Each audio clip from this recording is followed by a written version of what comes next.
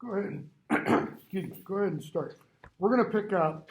Hopefully, you watched the lecture that I sent the link to, which should have covered up to. I don't think it included chapter 5 of. Sorry, my brain is dead. Two Towers. So we're going to pick up with. I did. Did I get through 5 or to 5? Yeah, you get through it. Oh, okay. Wish I'd realized that yesterday because I spent a lot of time talking about chapter 5 to my other class. I do want to go back for just a moment.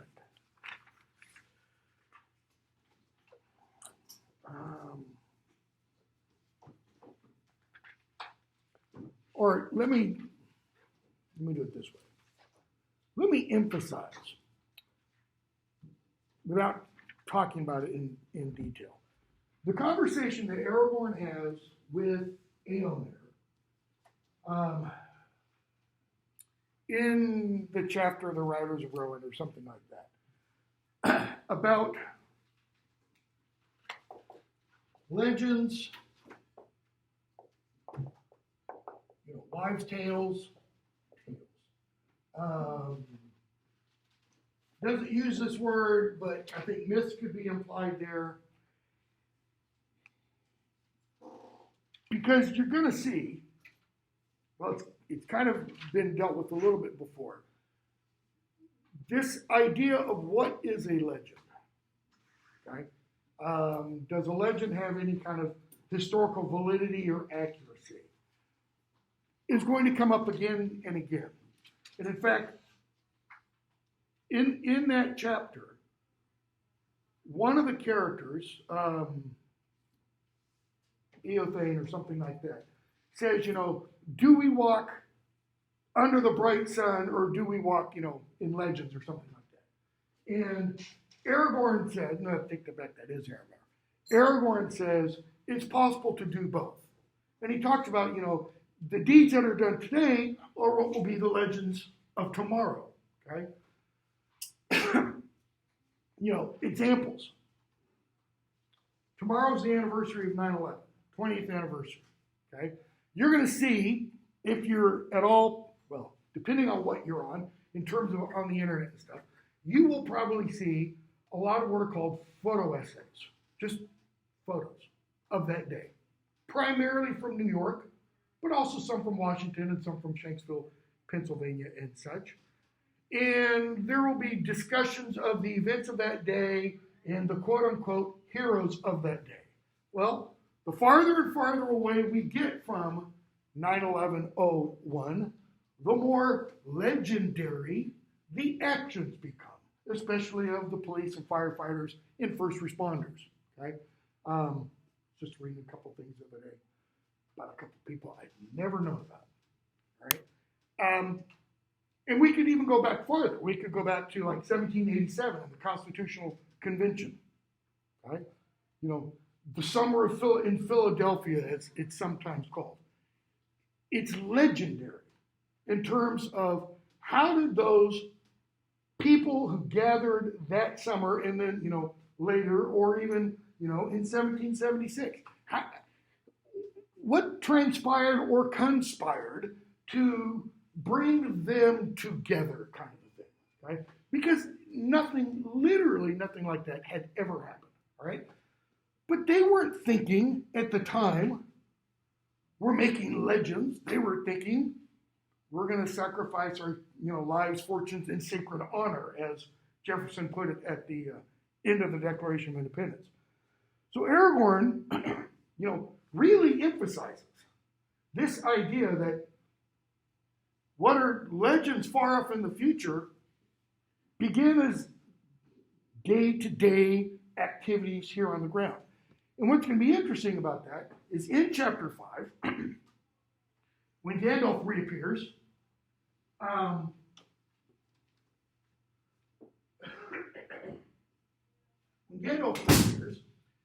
and he tells Aragorn, Legolas, and Gimli about the hobbits meeting Treebeard.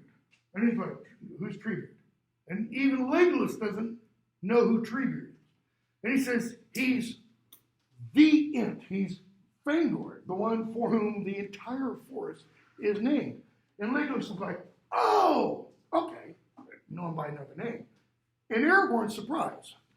Wait, you mean those legends of Rowan are real? And it's kind of like, look at the mirror. You were just talking about, not literally, not less than a day or two previous, about legends having, real basis in fact and such. And that's when Legolas goes, legends? No. Every wood elf knows, these things. But if I were to see one again, implying he hasn't seen one and they haven't been seen for an awful long time. Why? What did the Ents do? It's kind of elided in the text. What did the Ents do a long, long, long time ago? Especially after the Ent wives, went off wherever they went to. They kind of circled the wagons, to use a old Western metaphor. They circled the wagons and withdrew. Withdrew where? Deep into the heart of Fangor, so that they're no longer seen. That's part of what makes them legendary. Okay? So, how many people in this room believe in fairies, elves, not Lilliputians, leprechauns, the little people, things like that? Probably nobody. But we could go to England today, or Ireland, or Scotland, or Wales, the Celtic countries, Brittany, northwest coast of France, and we could meet people who live, and there are people in the United States who do believe them, and we could meet people who would say, not only do I believe in them, I have seen them. And there are people who, if they're on a walkabout, they're going on a walking tour or something in the countryside, if they come across a fairy ring, anybody know what a fairy ring is? What is it? It's when you have sort of mushrooms in a circle. It's a ring of mushrooms that grow in a circle. If they're walking and the path takes them and there's a fairy ring because the path is not well trodden, they will step around rather than step into and grow through that fairy ring. Why? Because the lore of fairies says that's a gateway. That's a portal to the other world, the Celtic other world, the fairy realm. And the accounts that we have, the literary accounts that we have of going into that other world, it's not a place you want to go into. Okay? Very few people come back. Most of this is in medieval literature, but there are accounts all the way up through late 19th. Okay? So, since I've talked about chapter 5, I don't need to go through all that. Also, thing to notice or point out, and I might have done this in the lecture, I don't remember. What starts the Ents? Think of your car battery's dead. What do? You get jumper cables and boom, you zap that thing. What zaps the Ents out of their lethargy into action? Orcs cutting down the forest? Partially. That's kind of a reserve, let's say. That's not what really gets them moving. What gets them moving? Merry and Pippin, right? It's Merry and Pippin that tell them Gandalf has died, we're on this great thing, Saruman is bad, and that's, when Treebeard goes, all right, we can't do anything about the ring, we can stop, and he calls him young Saruman, right? Bear in mind, what does Gandalf, when he's talking to Aragorn, Legolas, and Gimli about Treebeard, how does he refer to him? He's the oldest living thing under the sun in Middle-earth. Should there be an asterisk there? You're nodding your head. Why? Tom Bombadil. Because Tom Bombadil says, I'm the eldest. How eldest does Tom Bombadil say he is? He says, I was here before the trees. Treebeard is a talking, walking tree. But he is a tree. Okay? I was here before the first raindrop. I was here before the dark came from the outside. So the only way I think you can argue that Gandalf's comment should not have an asterisk is because of how he qualifies that oldest living thing. Under the sun. Maybe Tom Bombadil isn't literally under the sun. That is, maybe he doesn't just exist here. And that gets back to my theory about possibly who Tom Bombadil is. Okay? So maybe, like Glorfindel and the other elves, that if they've lived in the Blessed Realm, Valinor, they live simultaneously kind of in both places. It's all one, so to speak. All right, so since I did talk about chapter 5, we won't discuss that. So, where do Gandalf, Legolas, and Gimli go?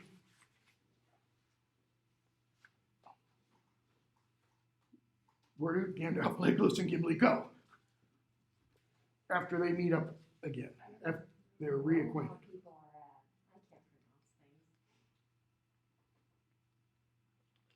Where does Gandalf tell them he's going? And he kind of suggests, and you guys need to go there too. Why? Why does Aragorn need to go to Meduseld, the golden hall of Rohan, where the king sits? It's not golden in the sense of made of gold. It's golden because of the color of the straw on the roof. All right? Well, he made a promise to Éomer, correct? Éomer's like, okay, I'm going to let you go. It's against our laws, but I'm going to let you go. But you got to promise that when you're done searching for your friends, who you're not going to find because they weren't there, right?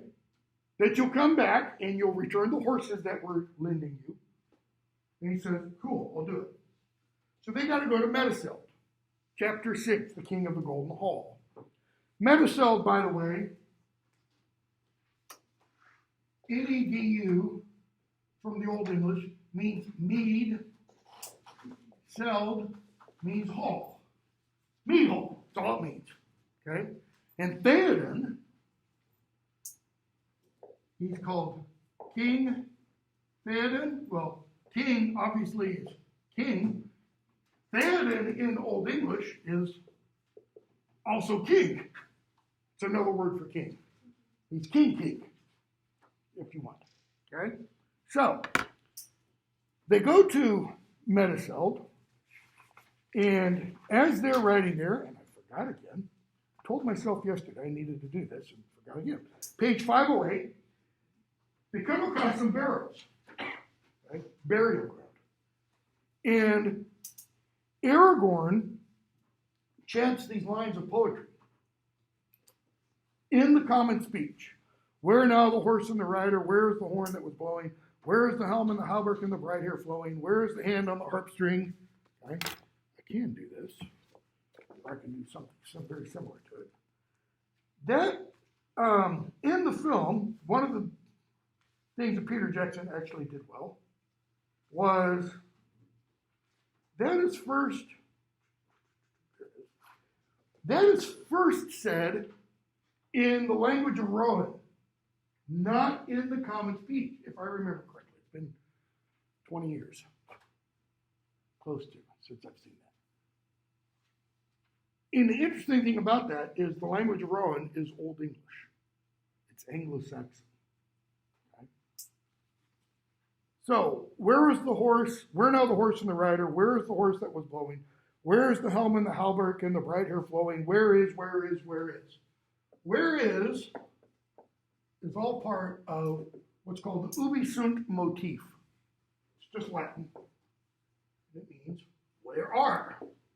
In the 1960s, there was a pretty important song, pretty significant song, anti-war song, Peter, Paul, and Mary. Where have all the flowers gone? The flowers, the children, the young men in war. Okay. So, There's an Old English poem called The Wanderer, and it has an ubi sunt motif in it. Wherequam mer, wherequam mago, wherequam mago iva, wherequam simple yisetu, where sinden celadremas. Where's the horse? Where's the rider? Where is the gold giver or treasure giver? Where are the joys of the feast? Where are the hall joys? Okay. Part of the reason Tolkien does it is he wants to make the Rohirrim kind of like just a good old pagan Germanic society. All right. So they ride around, the barrows and such, and they make their way to Medicil. And when they get there, they're told that Wormtongue has commanded that any visitors have to leave their weapons outside. This is good standard Germanic practice. Why? If this is a hall and you're all my things and I'm the leader of the hall and a group of people want to come in from outside and we're all, throwing back beers. Not one, not two, but lots of beer.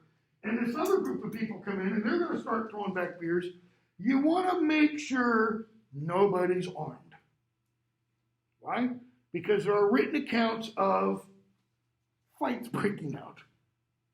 In Beowulf makes the comment that he can rejoice because he never drunkenly slew his hearth companions. Okay? He kind of singles that out. I'm pretty proud that I never did this. The implication is that's a fairly standard practice. People get drunk and, mine's bigger than yours. And, they start whacking each other with their swords and such. Okay? So, they all agree to. Now, what does that involve? Okay, so Gimli's got an axe. Woo, big deal. It's not named. It's not a family heirloom, apparently. But what about Aragorn? What's he being asked to set beside the wall of the hall? Excalibur, the sword that was broken that's now been reforged. And he kind of puts it there and don't touch. Puts a do not touch sign. Okay? Legolas, his bow and arrow, given to him by Galadriel. Gandalf leaves his sword, but he doesn't leave what? I'm an old man, you gotta. Okay? And Hama allows him to go in with it. So Gandalf goes in with the others. And Gandalf hails Theoden, and Wormtongue replies. And they kind of go back and forth a bit. And finally, Gandalf has enough. Wormtongue says some things, a little, off color, let's say, about Galadriel. And Gimli steps forward and defends her. And then Gandalf, sings some lines of poetry, verse about Galadriel.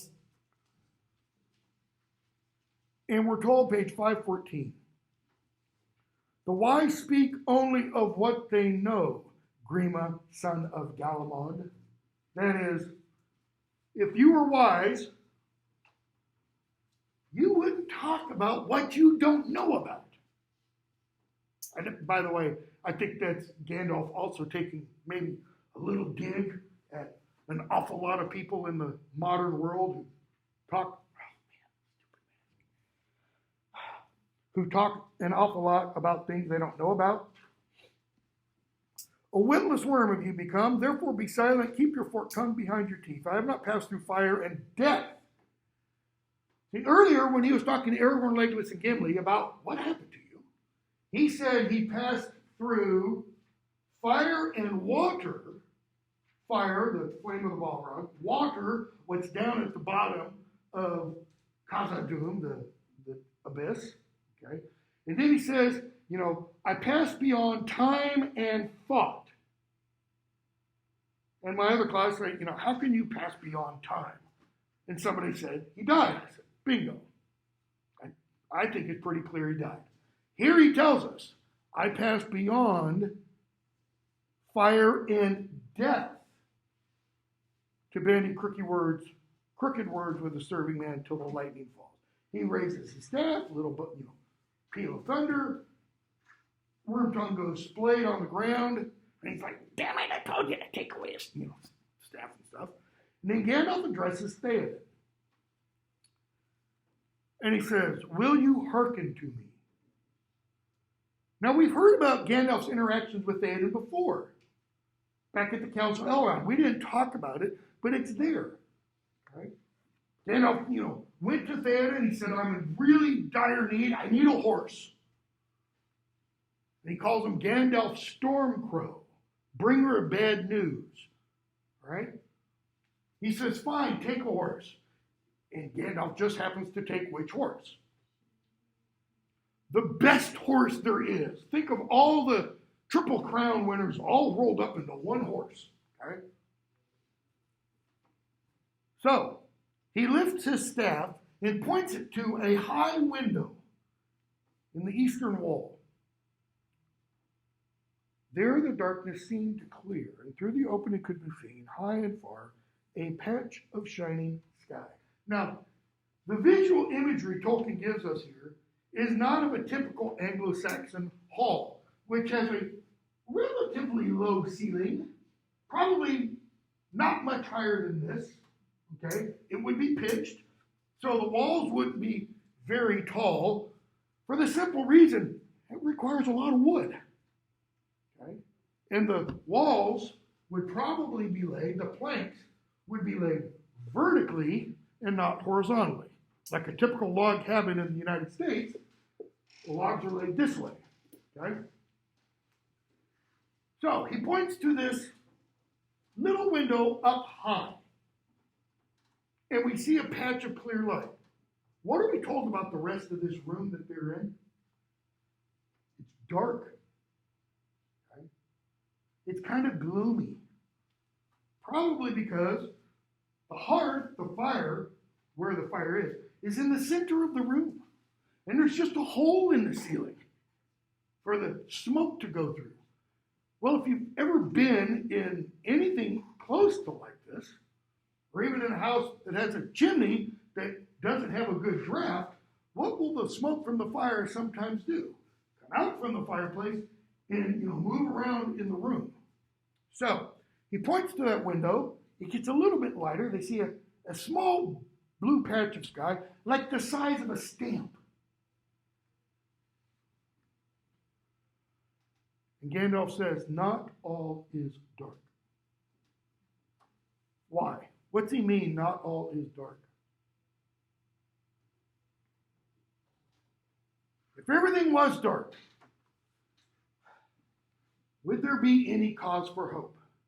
No. Take courage, Lord of the Mark, for better help you will not find. No counsel have I to give to those that despair. If you're full of despair, space, no hope, no advice is going to do any good, right?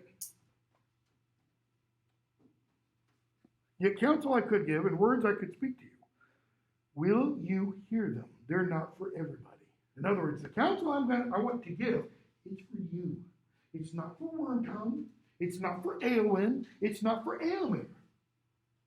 It's not for Legolas, Aragorn, and Gimli. It's for you. Right? I bid you come out before your doors and look abroad. Too long have you sat in shadows and trusted to twisted tales and crooked promptings. Twisted tales and crooked promptings from whom? What's his advisor's nickname? Wormtongue. Think of that image. Think of the metaphor Tolkien's creating there. He speaks and does what? He puts worms into Theoden's mind.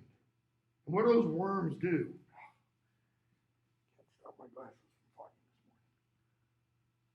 this morning. They eat away at his mind. And slowly Theoden gets up. He gets out of his chair. Notice what Tolkien does here. Slowly Theoden left his chair. A faint light grew in the hall again.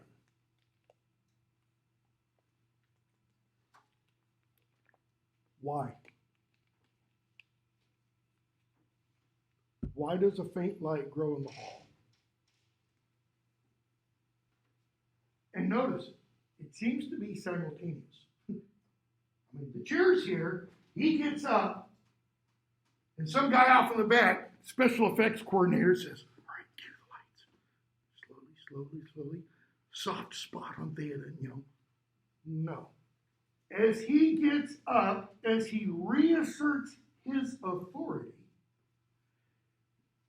it starts to get light again. In the hall. We're not told how. We're not told that people are running around lighting torches. It's just the light comes. Why?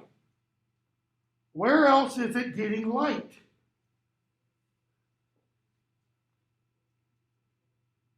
In his mind. The darkness is receding. Gandalf hasn't really said anything yet. But he's given him the glimmerings of what? Hope. Pretty interesting. I don't think I've ever made this connection before in teaching this class. There's going to be a scene in book 5 in the Harry Potter novels. At the end of the novel, where Harry's going to be talking with somebody, and I got to be careful because I don't want to give anything away. And the person Harry talks to gives Harry a sense of hope. A sense of hope that he will see someone who has died. He'll see that person again. And Harry's like, you really think so? This is Luna speaking to him. Luna Lovegood. Okay? Harry's like, you really think so? And she says some things about something they experienced earlier, I'm not going to talk about. And she goes, come on, Harry. And he's like, okay. And she leaves, and Harry's like, She believed a lot of strange things. But the narrator tells us Harry felt better as a result of that. She gave him hope. In fact, I'll even go so far as to say, when we talk about that when we get to it, she doesn't just give him hope. She gives him faith, which is a lot different than just hope. Okay? So, he stands up. Eowyn rushes to his side. We don't know yet that this is Eowyn. She's going to be referred to in the next paragraph, or a couple paragraphs down. And she helps him walk to the door. Wormtongue is, plastered to the floor. Gandalf, cries, open the doors. They throw open the doors. They slide open the doors. Gandalf tells Theoden, send your guards away. And you too, Eowyn, leave him alone here with me. Theoden says, go, Eowyn, sister daughter, the time for fear is past. She turns and goes down. And notice, we're told, for the first time, not like in the film, for the first time, Aragorn sees her. All right? And we get this description. Grave and thoughtful was her glance as she looked on the king, this is page 515, as she looked on the king with cool pity in her eyes. Very fair was her face, and her long hair was like a river of gold. Slender and tall she was in her white robe girt with silver, but strong she seemed and stern as steel, a daughter of kings. Thus Aragorn, for the first time in the full light of day, beheld Eowyn, Lady of Rowan. Notice, we're told this is Aragorn's perception of her. Wow, knockout. Daughter of kings. What is Aragorn? Son of kings. Future king. It's like the narrator's setting something up for us. Maybe this could go a certain way, Screw Arwen. I mean, she's out of the picture, so to speak. Which is kind of what they play on in the film. And we're told he sees her and he thought her fair, which means beautiful. Fair and cold. Frozen. Nothing can get through. Right? Like a morning of pale spring that has not yet come to womanhood. And she now, notice, her eyes are opened and she sees Aragorn. Tall heir of kings, wise with many winters. That means he's old. He doesn't look old. He's not like, give me your stuff. He's 87, but he doesn't look 87. He looks maybe 47. Okay? Which I know to you guys, that's old. To me, I wish I was 47. Gray cloak, hiding a power that yet she felt. And then she turns and leaves. Okay? So, Gandalf takes him out on the porch and says, look and breathe the free air. And we get this description, and we're going to read the whole thing. They could see beyond the stream the green fields of Rowan fading into distant gray. Curtains of wind-blown rain were slanting down. Sky above and to the west was still dark with thunder, and lightning far away flickered among the tops of hidden hills. But the wind had shifted to the north, and already the storm, notice, that had come out of the east. What is east of Rowan? Mordor. Right? Was receding. That is, the storm had come out, and the storm's now pushing back. Foreshadowing? Or is it just, meteorological event? Rolling away southward to the sea. Suddenly, through a rent in the clouds behind them, a shaft of sun stabbed down. Now, they can't see this rent in the clouds behind them because they've come and they've stood on the porch. What is immediately behind them? The Golden Hall. So if they were to turn and look around, look behind them, there's the doorway going into the hall. If they look up, somewhere way up there is the peak of the Golden Hall. The rent in the clouds is beyond their field of vision, farther behind the roof line. Okay? But looking forward, they see this shaft of light. Right? Of sunlight stabbed down.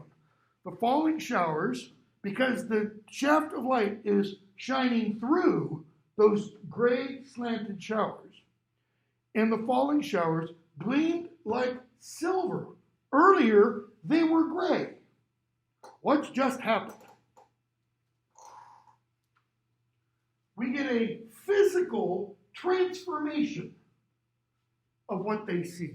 It goes from being gray and seemingly lifeless and of no worth to being silver and beautiful.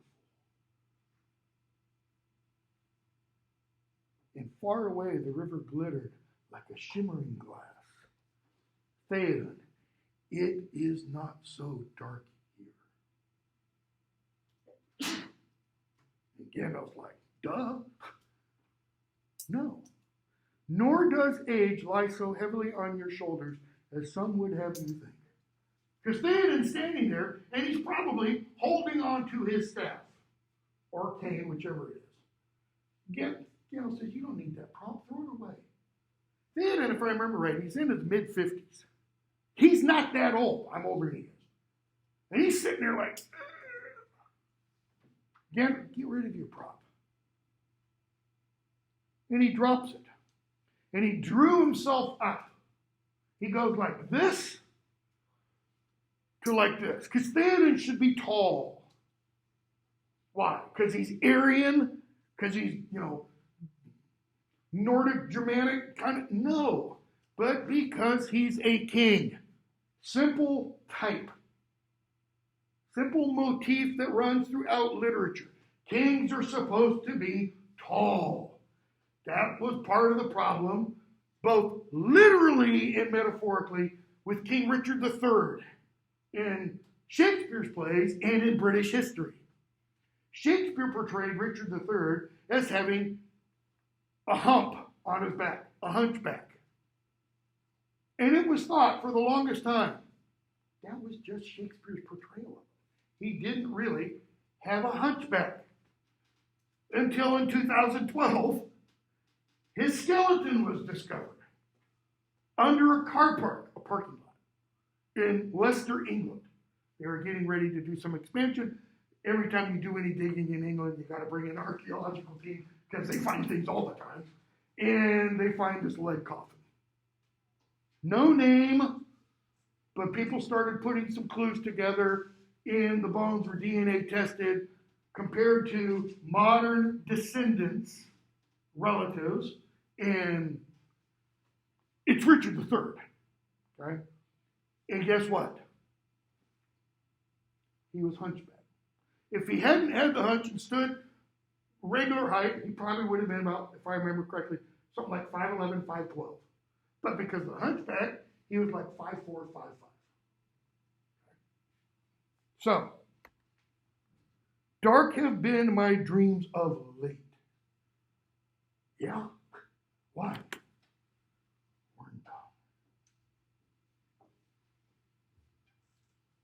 You know, there's that old rhyme that parents teach children. Sticks and stones may break my bones, but names or words can never hurt me. Bullshit. They can, right?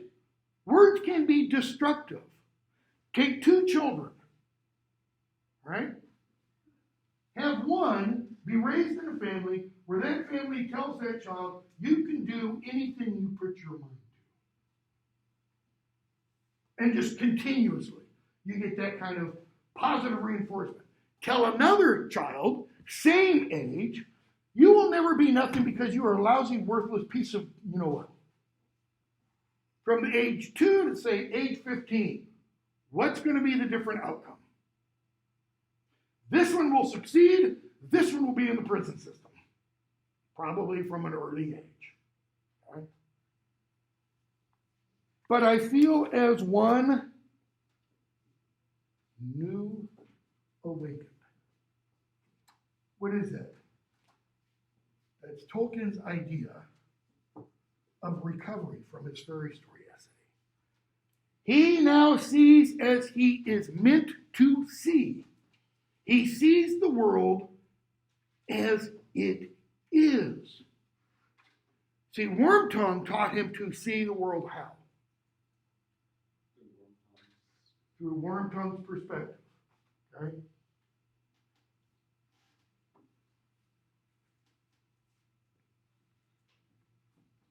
This, by the way, is a reason, and I'm not going to get all political. I easily could, but I won't. This is, by the way, one reason why it's a good idea to get a wide variety of news/political perspectives. To not just stick to one's own little tribal group, but to try to see what others are saying. Why? Because if you're sticking to one little tribal group, you're only getting what? One perspective. What did these used to be called before they were called glasses? Spectacles. Why? Because it's what you saw through. So you get outside that perspective and you see something different. When I teach an intro to lit course, you know, one of the things I do is I'll bring something in, you know, or I'll do something like this. I'll say, tell me what you see. Now with this, you can be kind of specific. What do you see? What do you see? Well, now I see myself.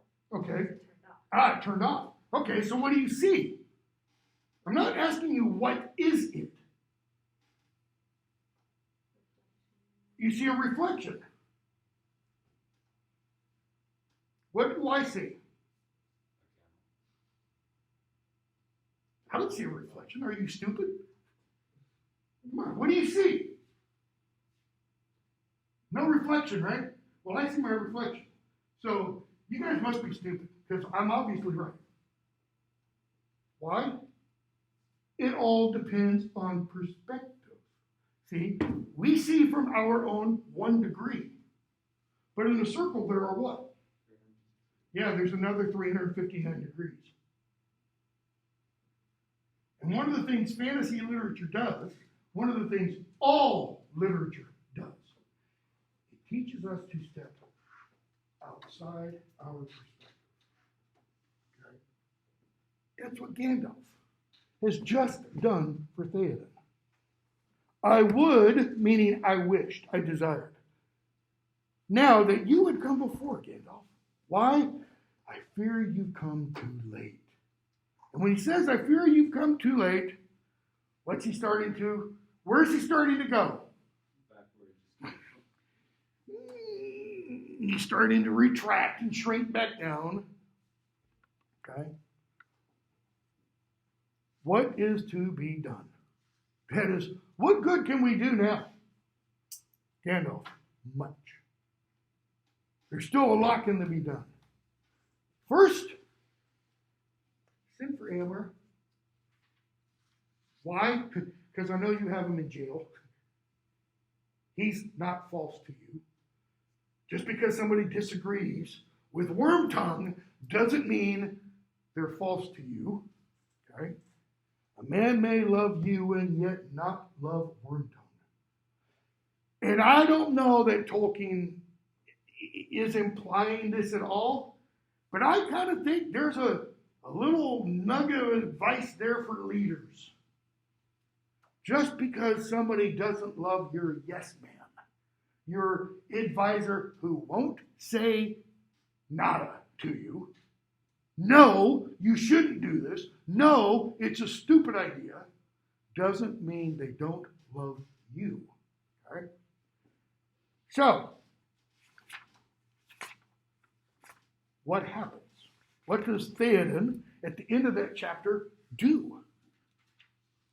That he hasn't done for years. Rides off to war. He doesn't only ride off with the riders of the Rohirrim. He leads them. All right?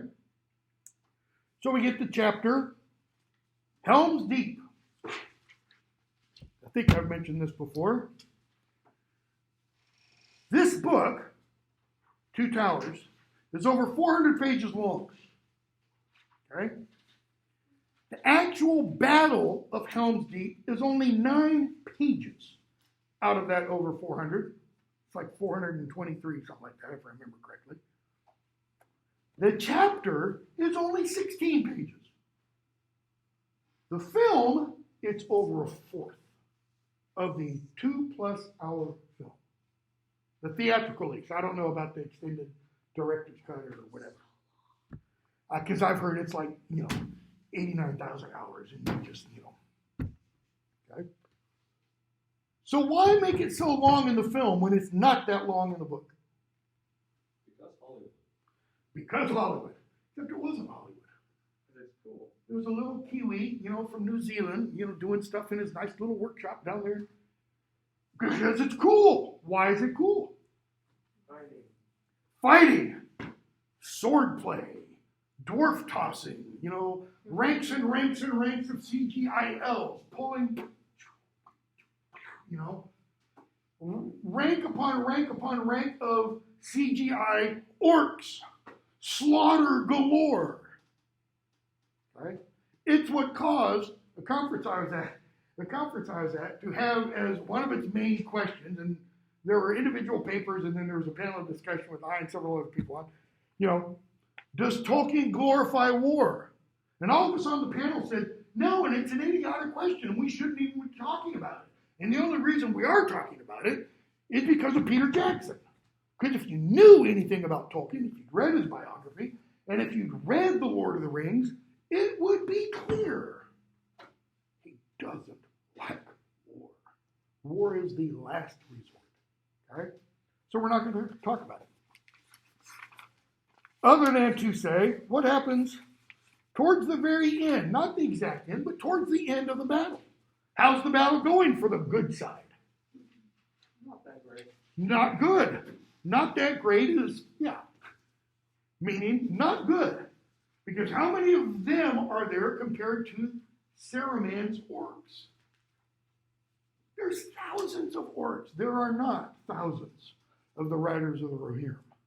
And Aragorn, Legolas, Gimli, Gandalf. Okay, so he's Gandalf the White. So he counts, for a few. Aragorn's got Andúril. Okay, he counts for a few. Legolas counts. Gimli, he's Gimli, man. I mean, I only kill him one at a time. So they ride out towards the end of the battle thinking, yay, one last hurrah. They're going to go out how? Fighting. Not holed up back in a cave. Same idea, by the way, Harry Potter has as a 14-year-old in book 4. He says, I'm not going to die crouching and hiding. I'm going to die facing him like my father did, So, they go off to Isengard. Why go off to Isengard? Because of Saruman. Who's responsible for all of this? Right? This really has nothing to do with Sauron. What is Saruman attempting to do? Let me put it that way.